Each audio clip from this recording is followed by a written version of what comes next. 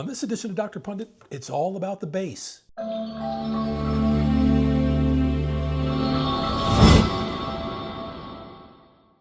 Hey, I'm Michael Douglas. Welcome back to another episode of Dr. Pundit where we talk about music, not medicine.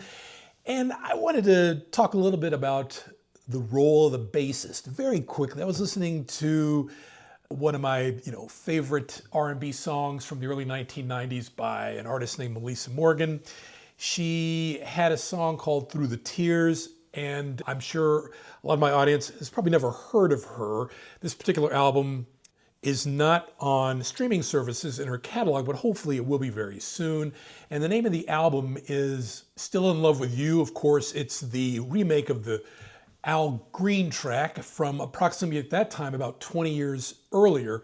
This particular album was released in 92. And I'm going down a rabbit hole, but it got me to thinking because this song is a pretty good bass line. So when we hear about the term bass line, we're talking about the rhythmic structure of a song. And the foundation of rhythm refers to the consistent pulse of the music. A bassist or a bass player or, bass drum, bass guitar, whatever you have it, provides that steady, good feeling pulse that is the backbone of the rhythm of the track you're listening to. Most music that basically is well received has a steady rhythm or beat to it. And this is a responsibility and priority of the bassist. And it got me to thinking about, I wanted to do another kind of list of 3 rock bands that I think are known for their bass players.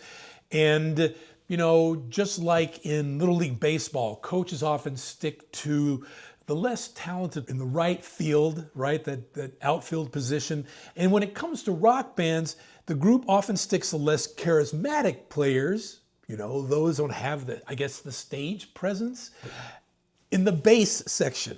And, maybe that's just me. That's how it seems to me from afar. But that's not always the case. Sometimes the bass player is the most charismatic member of the band and the most important among the bunch. And that's really what I wanted to explore in this particular episode. I wanted to dive into 3 iconic rock bands that were bolstered by their bass players. And the groups were somehow even more memorable, I think, because of their bass players. Remarkable, but true. So I have to start off with a band that, people who follow this channel know I'm not the biggest fan of this band, but they're just so darn compelling. I have to talk about them, and this is one area where they are. It's the Beatles. Growing up in the 1950s, everyone wanted to be a guitar player. The late 1950s, as the 1960s were dawning on us. But when the Liverpool youngsters formed their first band, there were too many guitar players. So Paul McCartney left the 6th string behind for George Harrison and John Lennon and picked up the 4th-string bass. He played it so melodically, he could even write music from that exercise. And, I think Paul McCartney, at least in the evolution of bass, in that all-important musical decade of the 1960s, did more for kind of elevating that position than, anybody at that time. And you just have to give props where props are due. The next band I want to talk about briefly, Red Hot Chili Peppers, Flea. Okay, where would the RHCP be without their bass player Flea? And in many ways, this particular member of the band is the heart and soul of this legendary band. He's a driving force. It's mysticism amongst the entire band's RNA. And I remember when I was in medical school, I would say, this is like from 90 to 92. I would say the Red Hot Chili Peppers were pretty much at their artistic and popular peak in this country. And Flea, other than lead singer Anthony Kiedis, was out there front and center. And you want to talk about charisma? Well, this guy had it.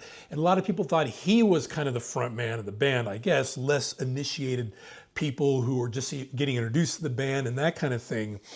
Flea even acted in small bit parts in movies, at that time. So he was really out there, and he was a bassist.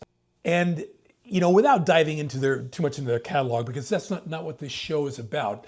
It's, if you choose to kind of stream some of their biggest hits, or even watch some of their videos, or do a search on YouTube for a lot of their videos, this guy is out there front and center in his kind of 90s garb, cut off shorts at the knees, just flailing around, just playing the bass guitar. It's just excellent. This is Flea, the bassist from the Red Hot Chili Peppers, another band where the bassist was out there and his skills were recognized.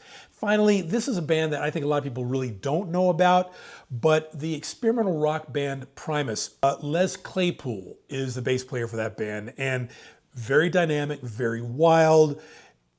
He used that position in the band to become one of the most notable bassists, I think, at least in hard rock, within the past 50 years. And I think he's really known among rock bassists as being very talented on 4 strings, but he was also a very good riff master. And this is a guy who could basically pick up the instrument and just go and inspire so many others to kind of go down that road and introduce people to the band's catalog. So Primus, out of these 3 bands, not the most, I guess, well-known, but very influential. And I would probably say even more influential than the Beatles, at least at the outset in terms of this particular member of the band, the bassist. So there you go. Yes, there are countless other bands who have great bassists. These are 3 that just popped into my head tonight that I just wanted to kind of get out there after listening to, of all people, Melissa Morgan. I'm Michael Douglas. If you like what you see here on the channel, please don't hesitate to like and subscribe. And as the late great Barry White always used to say, who wasn't a bassist, let the music play. And I'll see you on the next episode.